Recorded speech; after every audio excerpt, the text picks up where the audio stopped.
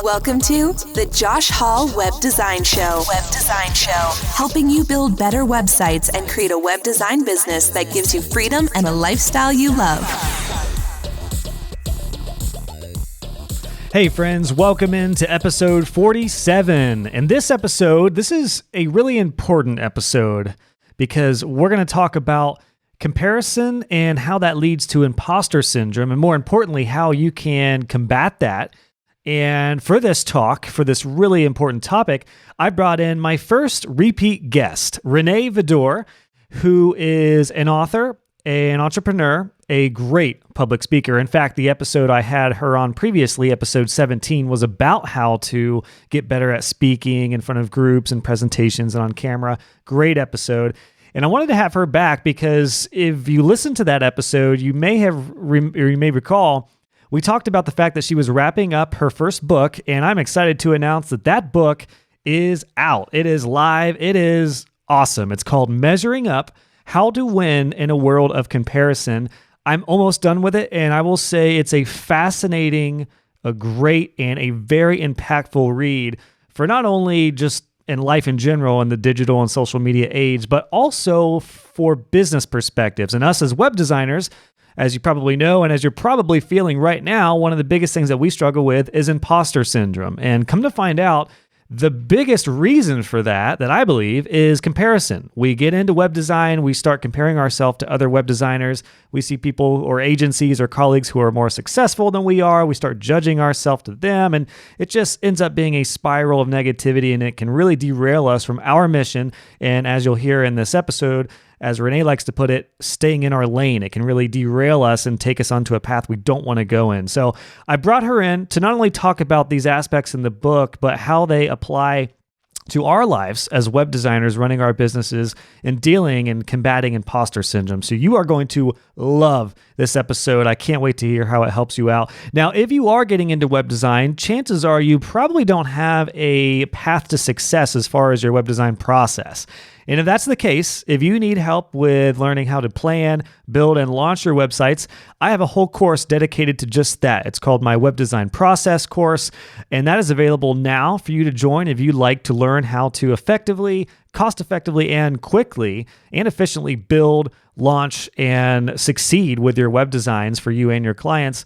That's going to be your course. It is my 5-phase, 50-step proven path and plan towards effectively, again, building, planning, and launching your sites.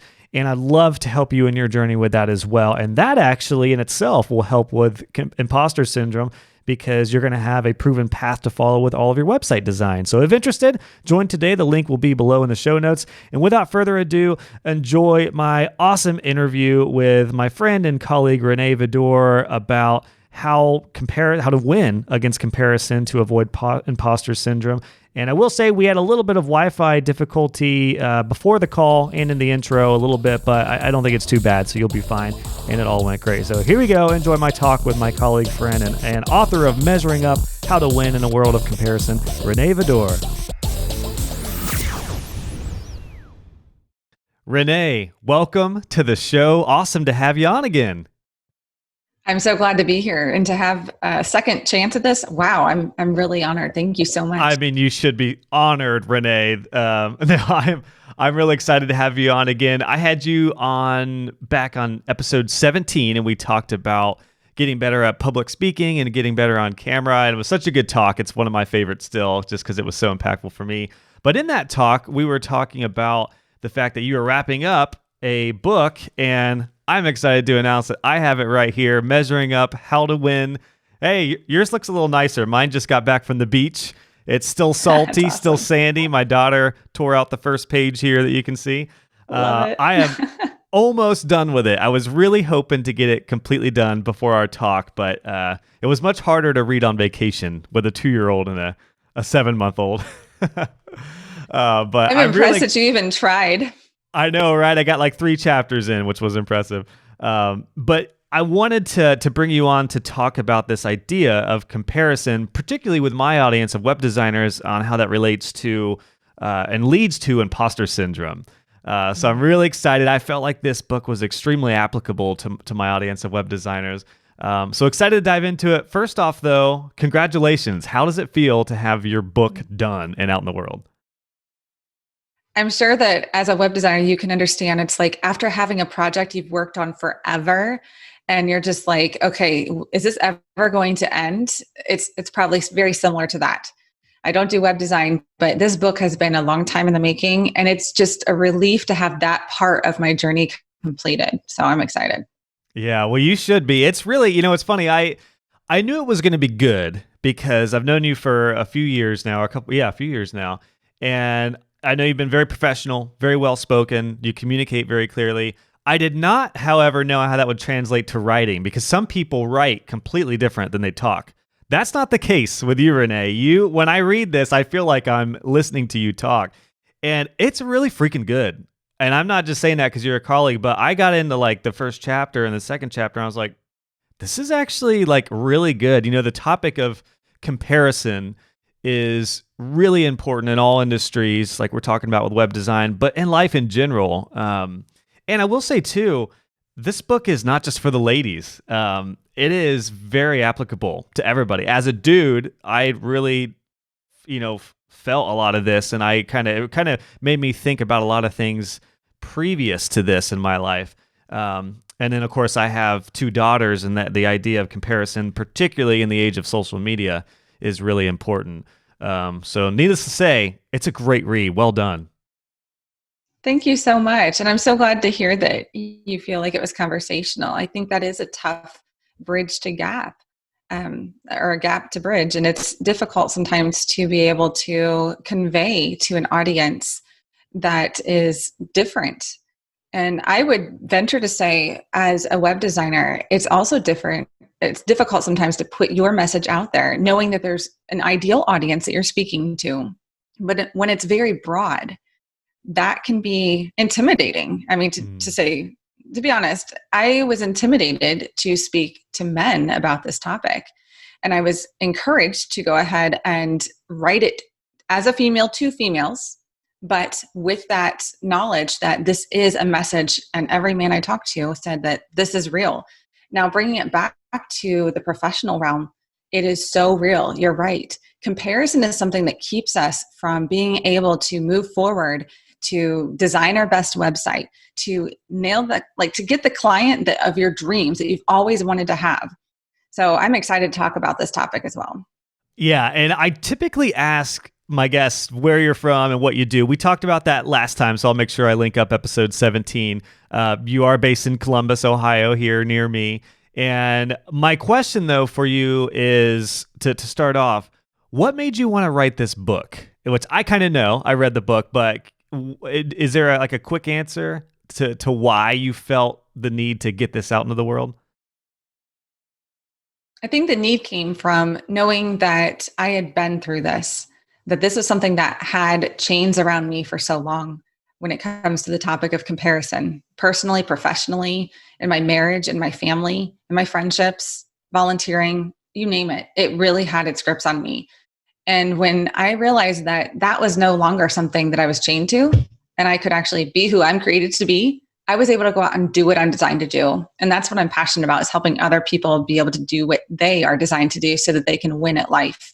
So really, that's why I wrote the book. That's awesome. That's a great way to explain it. I think you go into a lot of detail with your story in the book, which I'm sure we'll touch on. But I found that really interesting, the idea of comparison, not only in personal life, but in business too, and in professional life, because that was the biggest struggle for me, I think, and this is very common for all web designers, is you get started, and when you're a creative, inevitably you kind of match your skill set or your designs against others. And while you articulate this in the book, it can be a good thing. It can lead to good things because it can make you want to be better and give you kind of a path or something to follow and aspire to. However, I feel like more often than not, it leads to feelings of inadequacy, imposter syndrome, feeling like, why am I even doing this? That's how I felt when I got started, and I felt like I was getting pretty good at design. Then I realized there were web designers who were like way better than I am, that have been doing it longer. I'm pretty good with coding, but I'm not like a master in that arena, and there were coders and developers who were way better. And then on the business side of things, I had colleagues that were on a much faster track than I was, and they had already grown their agencies and they had a team, and I was still a solopreneur, and I kind of felt like, should I be doing more? Should I go that route? And it led to all these feelings of imposter syndrome and inadequacy that I did struggle with that over the years. Now, that didn't derail me completely. It didn't bring me down, but it did cause a lot of struggles and probably a delay in my journey. And I think that's probably what you see with a lot of people that you work with, is just either maybe they don't quit, but maybe it's delayed, right? Or maybe it just throws them off course.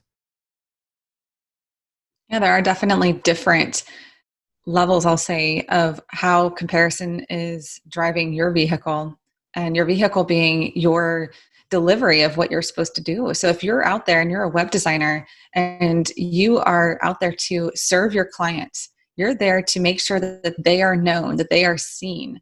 What happens when we start looking at all the other designers, when we start looking at other creatives, and all of a sudden that focus turns to us? And I think that's a huge difficulty when it reveals what's inside of us. Are we feeling inadequate? Are we feeling like we are not good enough? For some people, it does derail. And that level, actually, there's a story that I mentioned in my book, and I believe I always change the names to make sure that I'm protecting the innocent or not innocent, and making sure that I'm pretty sure it was Jordan and Michelle are the names that I put in there. But they were actually a design company and they were partners.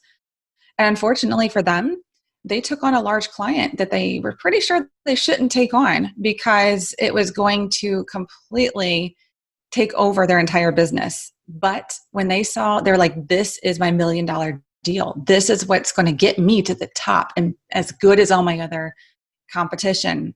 But for them, unfortunately, it derailed them completely. And they lost the client, they lost all their other clients, and they lost their business.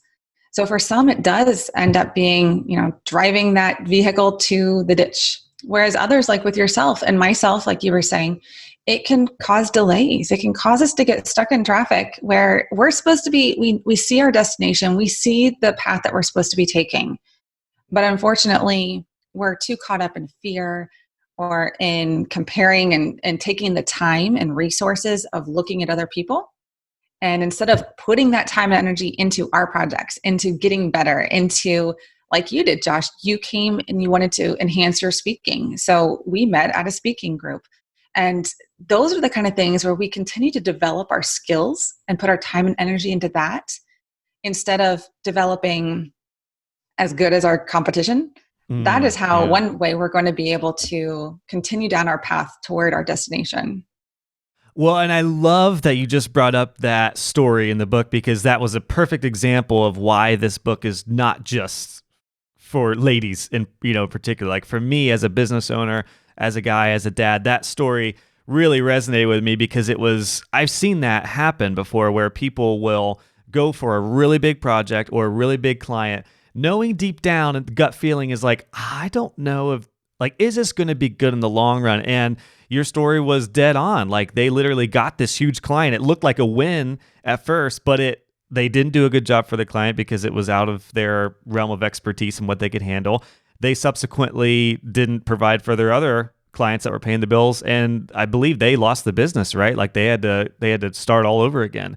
And that's a great example of the danger of comparison, like wanting to get that big thing. Or I think in real and just life in general, I think a lot of people might be pressured to like buy a big house when they're not ready, or do something really big or extravagant when maybe your finances aren't ready, and that's all right. Like you don't have to get that big house yet. I've seen that play in a variety of situations.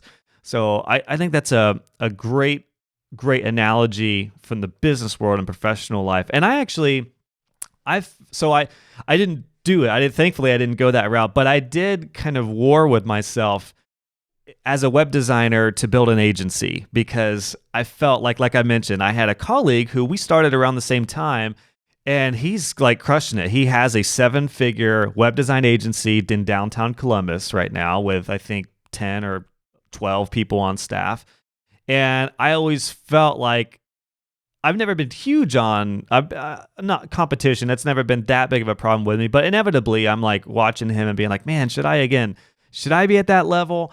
But then I realized this is the big thing. The stuff that you talk about in this book, which I know we'll get to, is what I realized in my life that may just not be for me. Like that's his lane. And I love that you use the driving metaphor in the book where stay in your lane, stay in your view. You can look at people around you for the good and the bad, but don't fixate on that other lane, that other person driving next to you, because they're going their own journey. And if you go on that route, I think you mentioned too in the book that you're going to drive where your vision is, where your sight goes, and you don't want to veer off course. So I realized practically for me, that route, while enticing, I just didn't decide to go that route, and I'm so happy I didn't, because now I have like ultimate freedom, working from home, work when I want. What's been really interesting about that too is I think about all the things that I didn't see behind his success, like the stress of having a brick and mortar building in downtown Columbus, like the mortgage behind that, the bills, the overhead, and then having a team, the payroll, all these different things that I don't have to deal with because I didn't go that route. Now it's still working out great for him, and I love that. I actually want to get him on the podcast, but just all that to say, that was a practical example of how comparison tried to derail me, but I really realized to not let it, take me to that point. And that is so practical, and it's so awesome. Like you staying in the driver's seat of your life and knowing that there are other lanes, there are other options out there. And maybe at some point that's the lane that you're supposed to take, and that would be fine. But where you are right now you shouldn't be trying to get to the other lane and aggressive driving just to get to a better comparison, a better state. It should be really organic. It should be something that you know deep down that is where you're supposed to be heading, and then make those decisions that get you to the lane that you're supposed to be in. So I love the fact that you can look back in that hindsight and you can see in the rearview mirror that, right now, let's face it, we're in a COVID situation where, like you're saying, the brick and mortar, it's difficult. So if you were in that situation, you would have an immense amount of stress because you would be worrying about laying people off or, grateful, just being grateful for him and being grateful for where you are too. Yeah, that's a good point. And I think what's hard when you're getting started is everyone wants to be successful or get to the end as quickly as possible. I have learned, and maybe you'll back me up in this idea, I've learned that the process is the most important thing. Like to enjoy just taking one step forward at a time. It can be as big or as small as you want. Just enjoying your lane, your progress, your progression. I found that to be huge, particularly when it comes to comparison, because you don't need to fixate on what your competition is doing or what everyone else is doing. You do whatever the heck you want to do. And to be quite honestly, that's the beauty about technology these days. There's not the competition that you'd have, a few decades ago where there was a ladder to climb and everyone was at a certain pace and you had to keep up. You can do whatever the heck you want to do now, particularly in web design. And I personally love that. Would you agree that that kind of thing can help with the idea of comparison and imposter syndrome? Absolutely. The journey really is where it's at. I look back and it's great to be where we are right now. Professionally, I look at where I am and I'm like, there's no way that I would be doing what I'm doing right now and launching what I'm launching right now if I didn't have the experiences and I didn't allow myself to go through the good and the bad. I mean, it's not all bad. There are so many great things. And I liken it to just taking a road trip. What do you remember most when you go on a road trip? If you have, maybe not everyone has, but we took my family it was 2 summers ago. We got to travel the entire US and like 16 days. We just went, not the entire, but we made a huge 16-day trip. What do I remember? I remember the stops along the way. I remember the feeling of rocking it out in the car with the music. I remember the mountains that we'd see along the sides more than I remember standing in front of one. So what is it about our journey that allows us to really appreciate it is when we are focused on our journey and we're actually paying attention instead of just focusing so hard way out in the distance. So I agree with you completely. What a great analogy. That makes me think of, I came from the band world, and we took our longest like straight trip was like 2.5 weeks, and we went out west. We did stops along the way with several states, and we went through Illinois, Iowa, Nebraska, which is literally mostly cornfields, and then we went into like Upper Colorado, Utah, and then up through Oregon and Washington, and then came back. And you're so right. Thinking back, the best memories of that were just us in the van and those stops along the way and like seeing cool sights. The shows some were cool, some were awful, but the primary thing I remember, the good and the bad in that trip, was the journey. I remember like getting into Colorado and Utah, and the landscape is just completely different than what we have here in Ohio. So what a great point. Yeah, focusing on the journey. I think that's a really good point for everyone to consider and to remember is to just enjoy the journey. Like, yeah, you're not where you want to be yet, but neither am I. Like, I just sold my web design business and oversee it now, and then now I'm taking joshhall.co full time. And this is awesome. It's a great step, but I'm not there. Like, I haven't arrived. I don't think anyone ever arrives. And I think the people who do, quote unquote, arrive, figure out that it's not as gratifying as the journey was. And a lot of people get depressed after they reach a pinnacle of success. Like, how many times have we heard either athletes win something or a business person sell a business and then retire, and then they're like bored or they're dead after a few years because they just lost, their will and stuff. So I think it's a great point. That really does help with comparison and imposter syndrome. Now, one thing I'd like to touch on is, we've talked about how these feelings come about, what happens, some ways to get around it. Because one big thing to remember too, I feel like is, and I think you mentioned this in the book, everyone struggles with comparison. It's not something that's unique to me, to you, or anyone listening to this. It's everyone. That said, what do you recommend that people do with that? Because I'm sure there's a couple different paths you could take that. What would you recommend to somebody who is realizing like, I'm going to face this at some point? Yeah, you're absolutely right. Everybody does deal with it in some way. It will be different. We can't say that just because I don't struggle with appearance, that I'm not going to struggle with assets. So there are 3 different areas of comparison that you can pretty much siphon pretty much any topic into. So there's assets, which would be like your material items, your money. That would be for web designers, of course. Okay, what's your laptop, your gear you're using, and all of that, your programs that you're using. Then we also have the appearances. I would say for web designing, that could probably translate even to the appearance of your website. How do you look to other people? Yeah.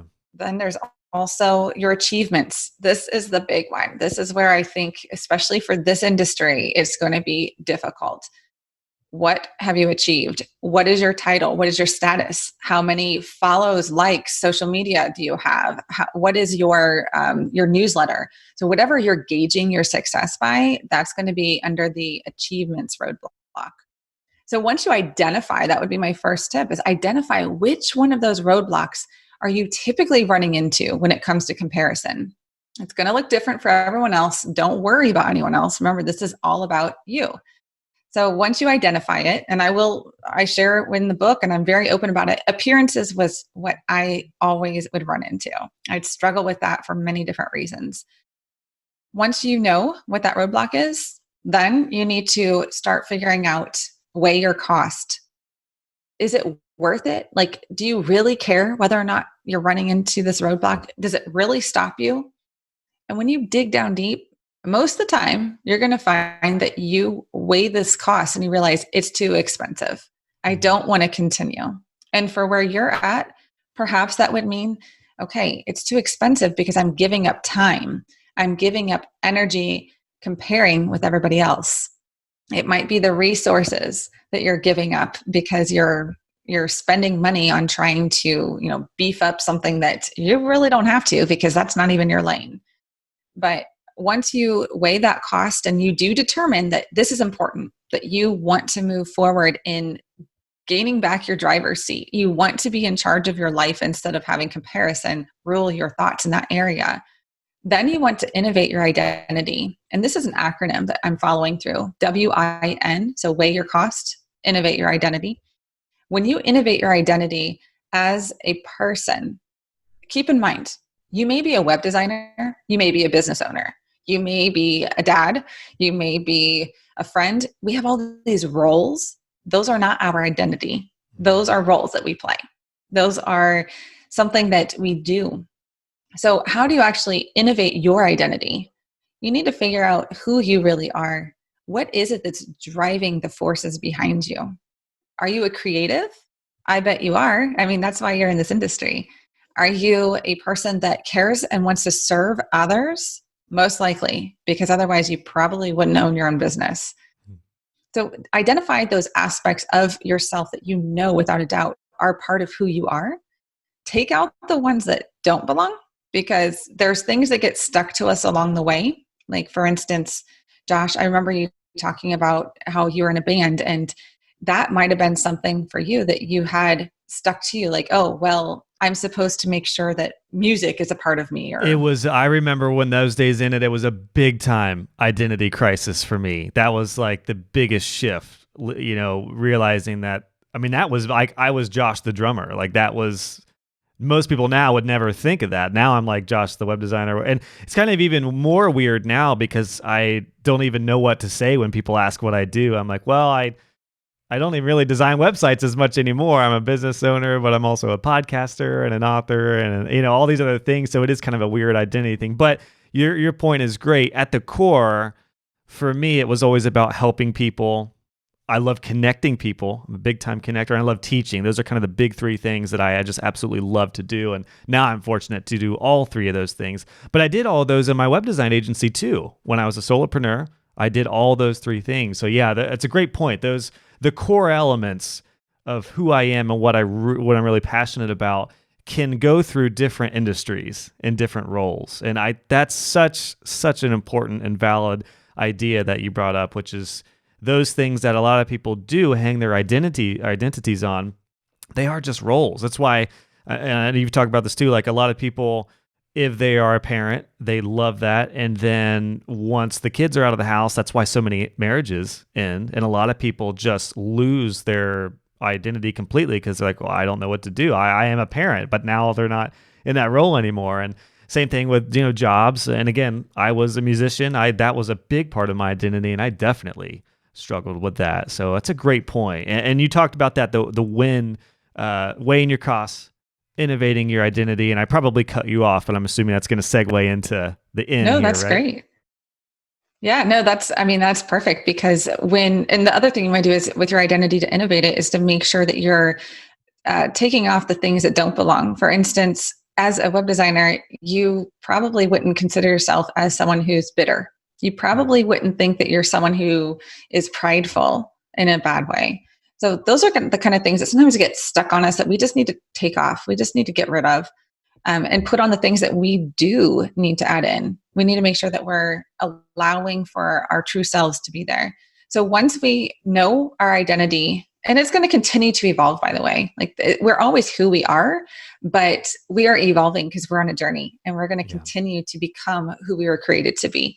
But then we need to navigate our journey. And this is so funny because every time I research trying to overcome comparison in the past, this is where all of the psychology today, and my background is psychology, I love psychology, but all of the articles would talk about are all these behavioral modifications. They're like, stop looking at social media, start saying affirmations, just all these behavioral modifications that in and of themselves are not bad. But when we haven't weighed our cost and when we haven't innovated our identity and don't know who we are yet, we're not going to be able to have those behavior modifications do any good. Yeah, because that's just a tool, right? That's not like putting a Band-Aid on something or you're not pulling the weed out from the ground up. You're just kind of trimming it. Exactly. Yeah, you're not getting to the root of the issue. So having those root issues taken care of first, then navigate your journey. So what does this look like for a web designer or a podcaster or a business owner, just the professional realm? This is so huge. So when you're navigating your journey, that means that you are taking control of the wheel and you are noticing what your roadblocks are, and you're going to navigate around them. You're going to make sure that you're only putting into your mind the things that are going to be helpful for you to not sit there and compare. I know for myself, because my roadblock was appearances, or still is. I mean, something we're always working at, right? We don't ever just like overcome comparison. We'll always have it. It always exists. We just need to know what to do with it.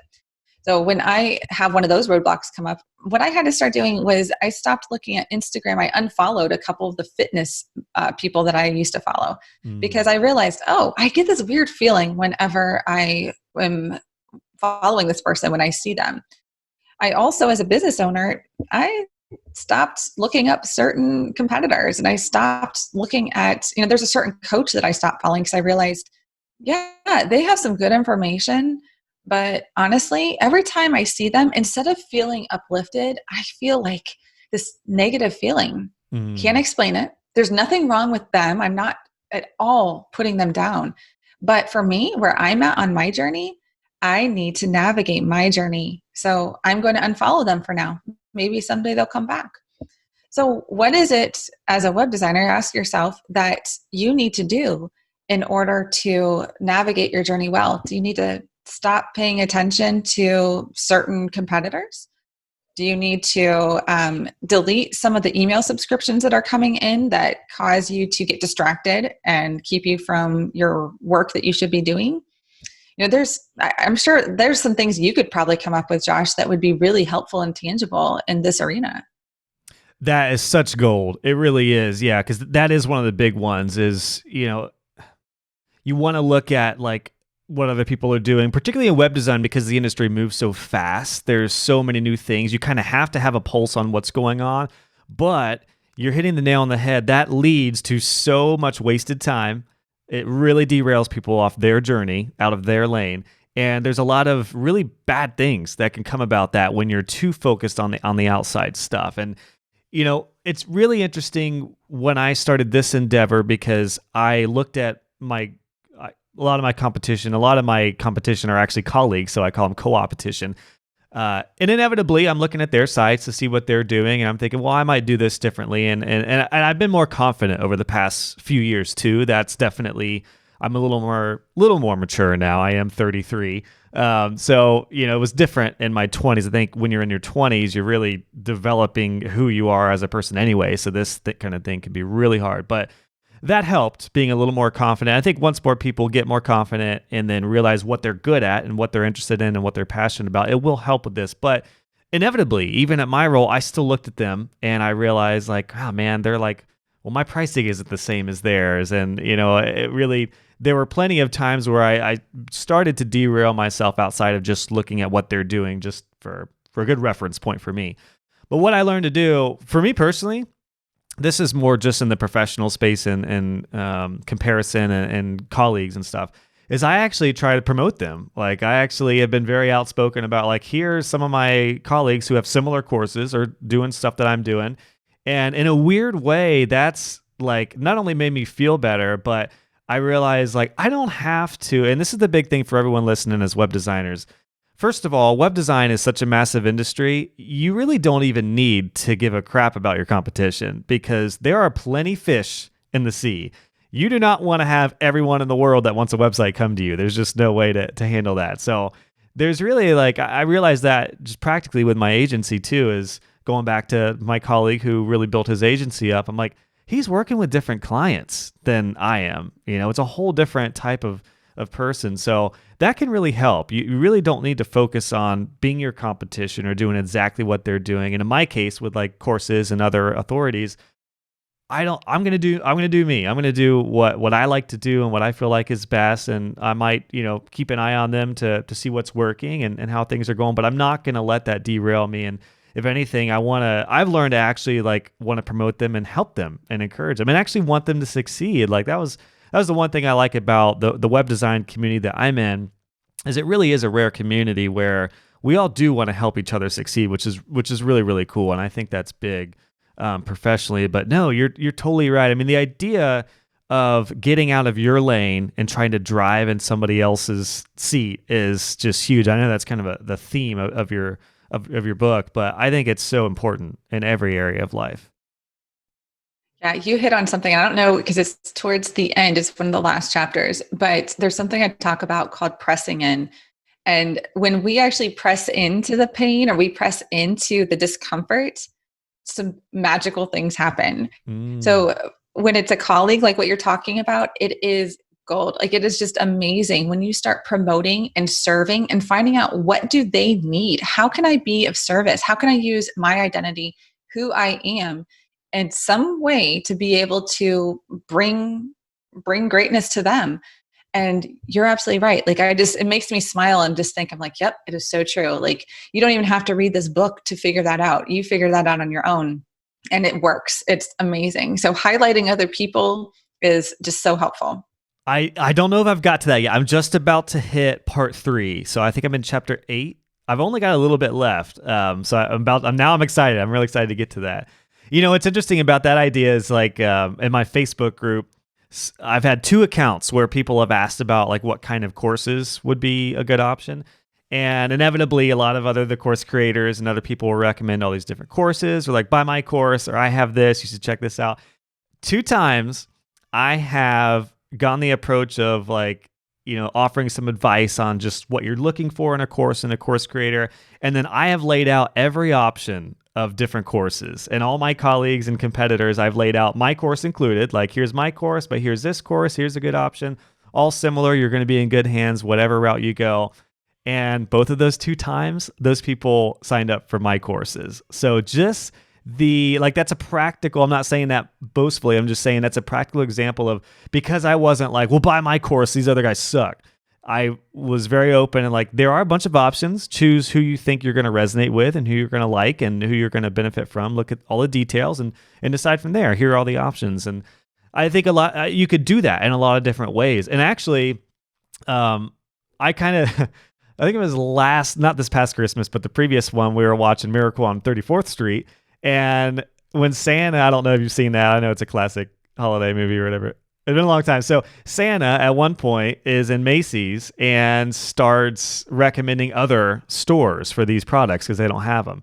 And it ends up doing wonders for Macy's because they become like a trusted store. I mean, that's the short version of that whole plot. But I kind of was watching that and I realized, like, wow, that absolutely applies to business. If you recommend your competition, a lot of times you will gain so much value and so much authority and so much trust just by doing that. So we can do that as web designers on a variety of different levels. We can have really good partnerships with competing or similar industries and agencies, and that can actually, co-opetition can really help, I feel, with comparison, because I'm not worried about comparing myself to all the other course creators, all the other web design agencies.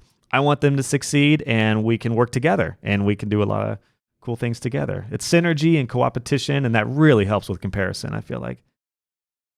That is awesome. And what great examples. I mean, the fact that you're able to, I love the word that you made up, the co-opetition. I'm going to have to use that. I stole that from my colleagues, so I can't take full credit. I'll take credit in this episode, but okay. I did make awesome. it up. It is a great word. Yeah. You know, one thing what's interesting, and I know I'm going to try to keep this brief because I know we're on a kind of a time crunch, Renee, but with comparison, obviously this bleeds over to real life. And I think the reason this book is super impactful, particularly now, is that we're in this social media digital age. And I just want to make an announcement to everyone to remember, what you're seeing on social media are the highlights. Those are the good things. And this applies in business too. Like, when people see a web design portfolio or an agency's testimonials, those are the good things. Those are the best things that have happened. That they're not highlighting all the failures or all the projects that went south, or they're not highlighting a project that, you know, they're not like, this project took a year and it was a nightmare and this client was terrible to work with. You know, there's a lot of those things that you're not seeing. So just remember, just like social media, and just like if you're looking at a web design agency or my stuff even, it's the highlights. I was thinking about that. I was joking with my wife because we just got back from vacation, and we took our 2-year-old and 7-month-old, and it was anything but a relaxing trip. It was fun, and it was a trip. We had made some great memories, but it was like 10 times more work than we would have been doing at home because we had to take like half our home. But I say that to say, we posted pictures. You saw a lot of the pictures, and we had a really good time. But again, those were the highlights. I didn't take a picture of the girls losing their minds because naps were messed up. I didn't take a picture of them and I being stressed out and getting snippy with each other because we're exhausted and completely off our game and trying to enjoy the beach, but the girls are thrown off with their naps. We had to go back in and we're sitting inside and there's a beautiful day that we're not enjoying. Like we didn't post the blowout my daughter had on the drive. There's a lot of things that happened that we didn't post. So just remember, anytime you see any sort of highlight reel, portfolio, you're seeing the best stuff. That's something that has really helped me out with comparison. Just remembering this is not the whole full story. This is just the highlights. That's such a good point. I believe it's Stephen Furtick that says that you need to make sure that you are living by, you're seeing everyone else's highlight reel and not their bloopers. So you need to make sure that you are remembering that everyone has their bloopers. And hey, I find, this is just a bonus tip at the end here. I find that the more authentic I am, the more that I live in and I'm just open about being who I am, for one, the less I'm thinking about it. I'm not trying to be two different people. I'm not trying to be professional and personal. Like you get me, and it's not always perfectly professional. And it's not, sometimes I'm not exactly, who you want to be. It's okay. It's all good. Or who you want me to be, I guess. But at that point, I also am able to be free. So now people they see the no makeup. They see who I am regardless. And they see that is all the same person. And as a web designer, are people seeing just your work? Or are they seeing your behind the scenes too? Maybe the behind the scenes is going to help them to trust you more. It's going to help them to make that relationship. Relationships are, serving is selling and marketing is storytelling. So how are you going to tell your story? Be who you're created to be so you can do what you're designed to do, and then you'll win at life. I mean, that's really what has been working, I'll say, for me and for many people that I've been coaching. So don't be afraid to be you. Maybe you need to ease into it. I'm not telling you, you don't want to post a picture of the diaper blowout. That's not going to make anyone happy. But you probably might, you might want to just come out and do a quick video or something like that to let your clientele or your potential clients know, like, hey, I'm a real human being here. I'm a solopreneur or a business owner or whatever. And this is who I am. You can trust me. So that's just one little thing that's been really helpful for me. That's great. And that segues kind of my last big question for you here before we wrap up is embracing your differences, like embracing who you are. And I really think about this with my daughter, my first daughter, Bria, because I don't know how much you know about this, but she has a micro chromosome deletion, which affects her growth. And it's made some delays and stuff like that. So she's just very small. She's behind on walking, and she just does things a lot slower. And my little one is already catching up to her. Like they're in the same clothes. Already have a 2-year-old and an 8-month-old in the same clothes and that kind of stuff.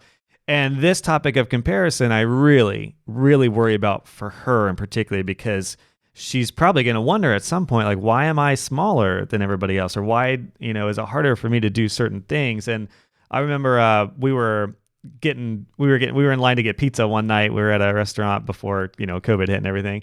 And this kid, kids, they just say stuff. There's no filter. He wasn't mean or anything, but he just looked at her and was like, why are you so small? And it broke my heart because, she doesn't know.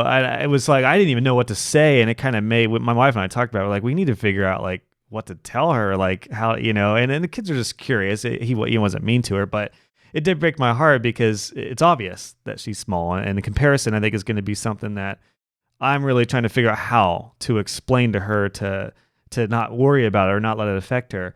And with that idea in mind, we're all different. We all have, whether it's physical appearance or, like you said, whether it's asset related or achievement related, we're all in these different spots. How would you say, or what would you recommend for people to feel comfortable where they are, including my daughter. Like, and eventually here, trying to figure out, how I'm gonna, empower her to be comfortable with who she is and where she is. Yeah, and I think that your word choice of comfort is really what we're searching for. We want to be comfortable in our own skin.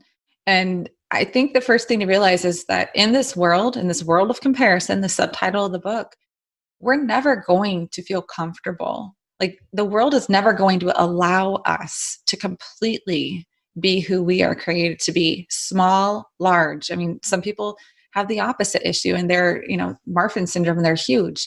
So no matter what, we have to be able to train our children and our business minds, our mindsets, wherever we are, that comfort is not going to be given to us by anybody else. So we need to be able to learn it within. How do we do that? One thing that I found that's helpful, and you mentioned specifically Bria, so I want to speak to that first because, as a mama, I got to be really careful there. I'll get too emotional. Okay, back, web designer focus, yes. But when it comes to Bria, what are some of those icons? What are some of the real people that you know that, or maybe you don't know personally, but you know of, that their greatest weakness has become their most amazing strength? I think of King David. And if you look up the story of King David, an ancient story, it's in the Bible. He was the smallest of all the brothers. In fact, he wasn't even looked at as somebody that would ever be a warrior. Great example. But it turned out that he was the only one that was able to kill a giant named Goliath. Nobody else. What did he use? He used his skill set that he was given, who he was created to be. His size that he was made fun of all the time for didn't matter. So when we are able to recognize our skills, those things that the world sees as different about us, you might be behind a screen right now and you might be watching this, listening to this. You might be working on a project, a design project, and you're like, you know what? I can never measure up because of blank. What is that blank? Start really digging into that and find out what is it that you're allowing to hold you back, to make you think that you are not good enough, that you're not measuring up.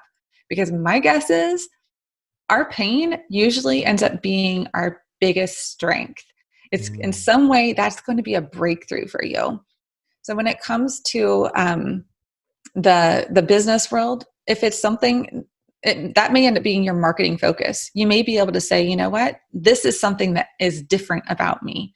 And people really do embrace differences once you've embraced it yourself. Oh, that's great. Yeah. Wow, what a good point. Yeah, we could talk for hours about that. That we're gonna do a round 2 on this. Yeah, that's so valid and so good, so reassuring. I love that idea that you need to be comfortable first. Don't rely on somebody else's comfort. And even that's just, look at the COVID stuff. Like people got degrees to get comfortable jobs, and then as soon as that ended, the comfort of everything in the world, got messed up, around March this year. That's when it changed. So what a great point. Yeah. And even just the idea of, your biggest challenges or struggles, often those lead to the best services or products. Some of the best products in the world have come from a struggle or a challenge. So exactly. Awesome. And I have to ask really quick, did you already read the story yet about Lizzie Velasquez? Yes. The small girl. Yeah. That so really resonated with me. Yeah.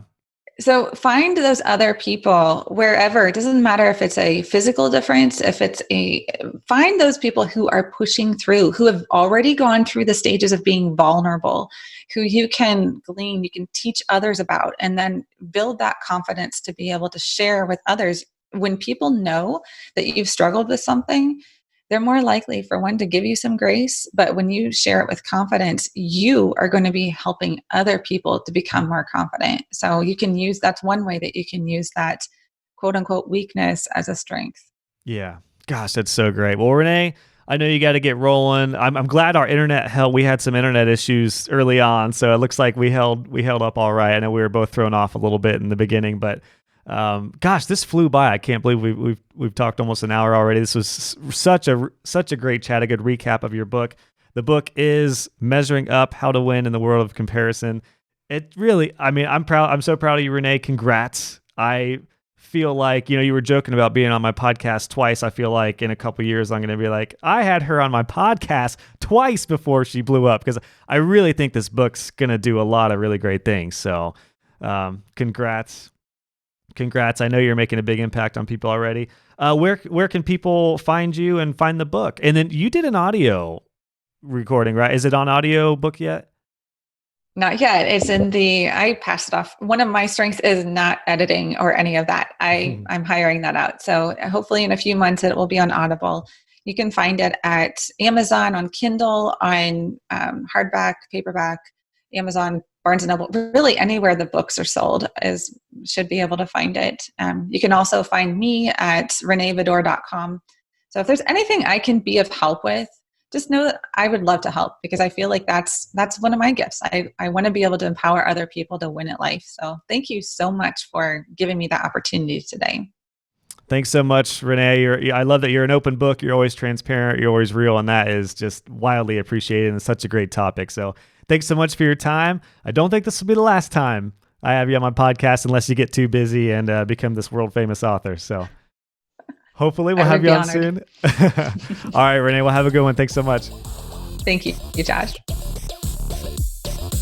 Hey guys and gals, just wanted to pop in with a couple things before you head out. If you enjoyed this episode, please consider leaving a review on iTunes or wherever you listen to this podcast. I would love to hear your feedback, and it will also help other web designers find the show.